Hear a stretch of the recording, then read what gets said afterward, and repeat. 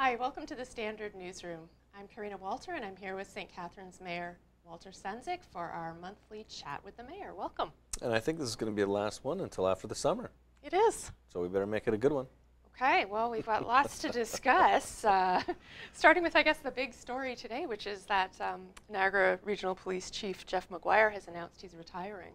What was your reaction to that? I just saw that, and actually I had an opportunity to talk to Chief McGuire a couple days ago about a different matter, and I've always had a very good, close working relationship with Chief McGuire. He's been great for the city, and just his service, his leadership.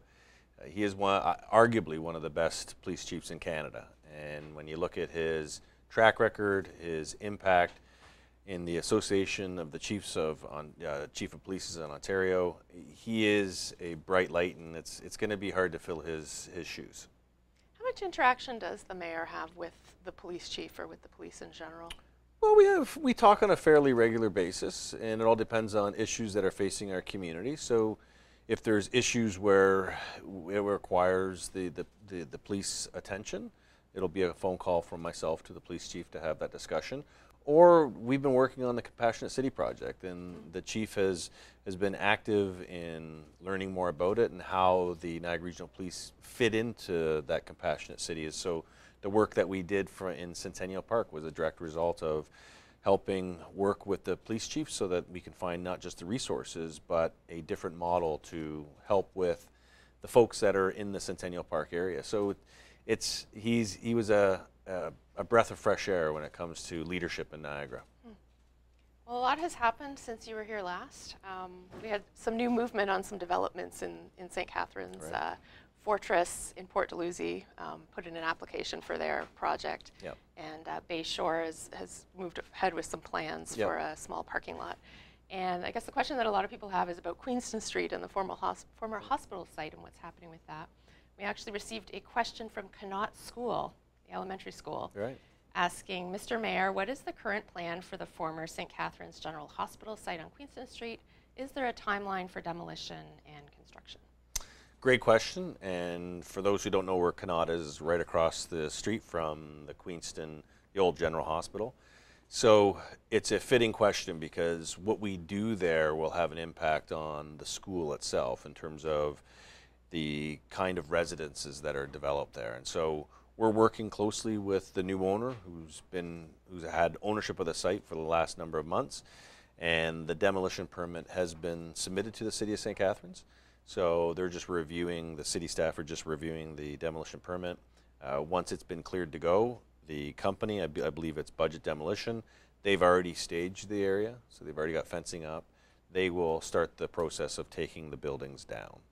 And then at that time, concurrently, the new owner will be submitting plans, working with the city so that then council and staff can have an opportunity to review what's going to go in there. But from our initial discussions, it looks like it'll be a lot of residential redevelopment in that area, which is needed, and it'll be an area that will be exciting to see come back to life because we've got that construction taking place on Queenston Street as well. Mm-hmm. There's a tremendous amount of reconstruction that is not just the surface, but also underground utilities.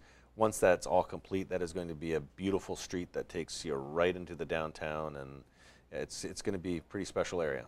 Is that demolition permit sort of the first movement that you've seen on that property for a long time? This is the fact that the new owner has worked so quickly to get to the stage where demolition permit has been submitted shows that there's a lot of commitment. And the area where we are in terms of the real estate market, quickly as possible, we're seeing that at the old Hotel Dieu site, where we've got application now in for development, a three-phase application. The Bay Shore site that you talked about, the GM site, where they now have a subdivision plan for part of the property, and Fortress has come forward with their plan. Like you're getting a lot of plans coming in, and that's going to put a lot of pressure on the planning department. I'm confident they're going to be able to meet it. But this is what we talked about when I got elected in 2015, was working with the business community. 2014, working with the business community and getting these parcels of land under redevelopment, and this shows you how quickly we're working. And the Hotel Du site that you mentioned, so this is the seniors' residence. Right. Is that still the plan on that It is site, still the or? plan. It's 3 phases though, so the public's going to see shortly what the 3-phase project looks like. And again, it's going to transform that part of the community. So we're seeing a lot of transformation take place, and it's being driven by the private sector. A lot of public sector investment has already taken place, as we all well know. And now it's the next generation of private sector coming into the community going, how do we grow up? How do we grow vertically? Because we can't grow out horizontally. And we have to intensify. It's under the Places to Grow Act. The province has said, we need you as a city to intensify your residential component, and we're meeting those demands. You've talked before too about how once those brownfield developments have buildings on them, it'll help with the city's tax base too. Well, of course, and that's when you see something that goes up vertically, it contributes much more to the tax base than if it was a flattened small subdivision. So the more that we can look at areas of our community where it fits for having more high-rise living quarters, that allows us as a city to generate more potential tax revenue, but it flattens the impact on the larger tax base if we can grow vertically. So we're working with a lot of developers, including downtown developers who are looking to build vertically, and our team at City Hall is ready. They're ready to work, and it's going to be an exciting ride over the next, I'm going to say 5 or 6 years, of which I'm committed to that. When we're talking about Port Dalhousie, I wanted to ask you about Lakeside Park as well, and just what the status is there. It's been a tough number of months, and I don't think anybody prepared for the lake levels to be as high as they are. So that's compounded the issues with the piers being underwater. We don't know any kind of further structural damage that has taken place, so once the water goes down, we'll have a better idea of that. It's also caused us some issues at actually the park itself. The amount of water that has come into the park has created some issues related to what would be bacteria that had been in the water, but also the beach itself, the sand has been pulled out into Lake Ontario. It's going to be a significant rehabilitation of the park, and we're committed to it because it is a signature park in our community, and we're going to need a lot of public input and public support to do it because it's not going to be cheap. So we're going to be looking to other levels of government to help with this as well. And the historic nature of the park, we're going to ensure, our commitment from the city is we're going to make sure that that park gets rehabilitated. But we won't know the final dollars until the water levels completely recede and we can get in there and take a good look. Have you been given any timelines from any other governments or? Nothing. I think a lot of the governments are waiting for the water levels to go down. There's not a lot of use of making estimates now. We want to make sure, and I'm sure a lot of communities are in the same way, once the water's down to a level where it's manageable, we can then go in and look at what's happened, what do we need to reconstruct parts of the park, and how do we prepare not just for the rehabilitation, but if this is more of a more regular occurrence, how do we make sure that we're starting to prepare against it? So how do we preserve the sand on the beach? How do we make sure that the piers are built to be at a higher level than what has traditionally been associated with the water levels? So a lot of those decisions are going to have to come to the forefront once we're ready to go. Were the water levels a topic at all when you went to the conference with the Great Lakes mayors a couple of weeks ago? Considering we were in Montreal, and Montreal has been the recipient of a lot of the water that's come out of the Great Lakes and through to the St. Lawrence and into Montreal, the mayors along the basin all had a lot of the same similar discussions about the water level is high, so it had shoreline erosion. The water levels are high, so we had flooding in the low plains. So it was, this is climate change. We can't ignore it. So we have to do two things. We have to try and bend back the causes of climate change. Try and be aggressive on that, but at the same time become more resilient towards climate change. So the Great Lakes Conference allowed us to share best practices. What are you working on? How are you mitigating it? What are you investing in? So the communities and the mayors were able to share some of our early plans and programs, but we're all in the same, I don't want to use but we're all in the same boat. Mm-hmm. You know, we're in the same boat, and we've got to make sure that we become resilient as communities, but also we've got to make sure we're protecting the Great Lakes Basin. So we've got a lot of work ahead of us. And just before we move on, was there anything that you felt was the most significant thing that came out of that conference? I think the singular most significant from my perspective was the American mayors who stood up at the conference and said, regardless of what our president says, we are committed to climate change. We are committed to the Paris Accord. We are going to do our role as municipalities within the basin to protect what is a vital resource and at the same time be leaders in fighting climate change. So it was great to hear that while the chatter at the top of the political class in the United States is something completely different and off the wall, the actual discussions taking place on the ground are mayors who are committed to working together on this issue, which is arguably one of the most important issues facing both of our countries. Mm-hmm. Because of the water in Lakeside Park, the fireworks by the Lions are going to be held on Henley Island this year, so they're still doing the fireworks, going ahead with that. And the city is going to have its own Canada Day celebrations in Rennie Park. What else is happening for Canada Day? Well, we have a special flag raising that's taking place at Centennial Park at 9 a.m. on Canada Day.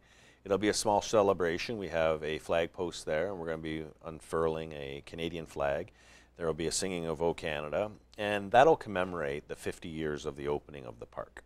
So it's a tip of the hat to our forefathers and foremothers who had the foresight to create a park in the downtown, and it was launched, it was opened on the 100th anniversary of our country. So it's a small way for us to say thank you and also acknowledge the new investments that the government, including the city, has made into Centennial Park.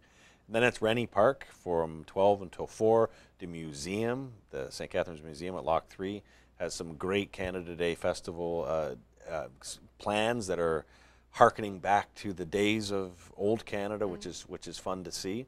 And then the fireworks at Henley Island, which what we're encouraging is people watch from JC Park, they can watch from Rennie Park, they can watch from the bridge that goes over Martindale Pond, and all the vistas beyond that. And we may be asking we may reach out to the Henley Regatta, Henley Corporation, to see if they'll open up the bandstand as well, to the grandstand, to see if they'll allow for that to be open. So we're doing a lot of different work, make it all happen. It's a 150th anniversary. Are you going to be at all of these events yourself? Of course I will be at all of them. Have they started working in Centennial Park on the steps? They were going to replace the steps. So the steps, the tender of the project is being completed, and then that'll be released for procurement for people to bid on. So we're looking forward to that. That probably won't be done until later fall. So it hasn't started yet, but it'll be soon. Oh, okay. And before Canada Day weekend, we've got doors open this week. Right. Are you going to be going to that as well? There's 24 doors that'll be opened in the city of St. Catharines. Will I make all 24? I don't think so, but there's some pretty unique ones that are being opened. They got the DeQ Falls generating station, and if you haven't had an opportunity to see this, it's over 120 years old. It's still an operating generation station. Go and check it out. You really get a sense of how much technology hasn't changed when it comes to generation of power, and how that was the forebearer of where we've come as a community, because it harnessed so much of that energy. And we have the BME church downtown. There is a couple of homes, historic homes, that are opening up their doors for the first time.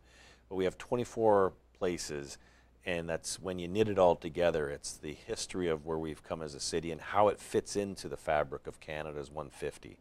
So it'll be a busy day for a lot of people in terms of those who are hosting the events. But I encourage a lot of folks to get out. Some of these are, you're not going to be able to get out to these places again for a while. So I think there's going to be a lot of crowds at some of these events. But it's going to be great to see. It's a good experience. Crowds. I was at the St. Catharines Museum yesterday, and I couldn't believe how many tourists were stopping in, buses after buses of people in there. I was there to talk to somebody about the new city's tourism website, but I was surprised how many people were actually visiting St. Catharines. It's a quiet success story for us, and I will say this honestly: the museum has come a long way, and the current staff at the museum are doing an amazing job bringing to life the history of our community, and at the same time creating that experience for the tourist that's coming into a community. And it's amazing to see how when folks are passionate about what they do, how they can bring to life something like the museum and the Lock 3 experience. And you're right, you're seeing more and more tourism operators come in because the staff are doing an amazing job there. So I gotta give a lot of credit to the staff. Got a couple more questions for you from readers before we run out of time here. I had a reader asking about bike lanes. I know that they're often on regional roads as well as a city thing. We have a reader from Twitter saying that bicycling is the best activity for health, but we need safer and more comfortable bicycle routes. Is it on St. Catharines' priorities or just go? No, and I think the reader brings up a good point, and I'll be the first to say we haven't done an overtly effective job linking our bike routes. When new roads have been built, especially on the regional side of the equation, they've included the bike lane. So Lakeshore Road, parts of Ontario Street, you see Niagara Street, you see the bike, but they stop and start. Carlton Street's another one. And I'm not a fan of that. I'm not a fan of the stop and start where you're riding your bike in a bike lane, then all of a sudden it ends and there's no more bike lanes. I don't understand that. And as a new mayor coming in, the emphasis we've placed as council is on we need more bike lanes, but we need better connectivity. And so there's some provincial funding that has been announced recently to build a better network. We're applying to those funds because it's not inexpensive to build bike lanes, but it is a focus of our council. And we just have to do a better job of connecting. I've been traveling the last couple of weeks, so I've seen what other cities are doing. Ottawa has done an amazing job downtown on bike lanes, separating them from traffic, an amazing job. I was in Montreal, and again, separating it from traffic, and the amount of people using the bike lanes was very impressive. And I'm a big believer that if we create the right system, more people will get out of their cars and use bikes. It's just, I don't think we have the best system yet, and we have to start focusing more on it if we want to get people out of their cars and onto bikes. And we just did the first Bike to Week program, the City of St. Catharines, and I rode my bike to work in the beginning of June. We're going to make that an annual thing, but we're going to do a better job of tracking how much progress we're making on this. And the reader's right, we got to do more. Is part of the challenge just having narrow streets? Like, would the city have to buy land in order to add bike lanes? Well, we do have rights that go further than just the curb, and there's a cost to ripping up a road and putting up bike lanes. So we've got to be cognizant of how we're doing it, but making sure that our end result is better connectivity. Okay. Is there anything else that's going to be going on in the next 2 months before you're back? Because you're not back until September. Can I just take a sip of water? Yes, absolutely. Speaking of water and the level of rising waters, there's throughout the summer there's a tremendous amount of events taking place. The Mayor's Au Marché takes place in August. We have community events that are occurring throughout the summer months. And check out the St. Catharines City website, and you'll see all the different events that are taking place. And then me personally will be working on the Port Dalhousie Piers with MP Chris Biddle, and we need to get some more resolution on that in terms of we need the funding to flow, so we'll be having more meetings to really hone in on where the government is committed on that, and I do believe that they're committed. So there's a lot of work that'll be done behind the scenes, but our commitment is Lakeside Park, the piers, and getting these developments underway so that people start seeing cranes back in the sky. Well, thanks for joining us, and thank you for joining us, and we'll be back with our chat with the mayor in September. You can send him questions now to the hashtag #AskSendzik on Twitter, and we'll ask him about it in a couple of months. Thanks for joining us.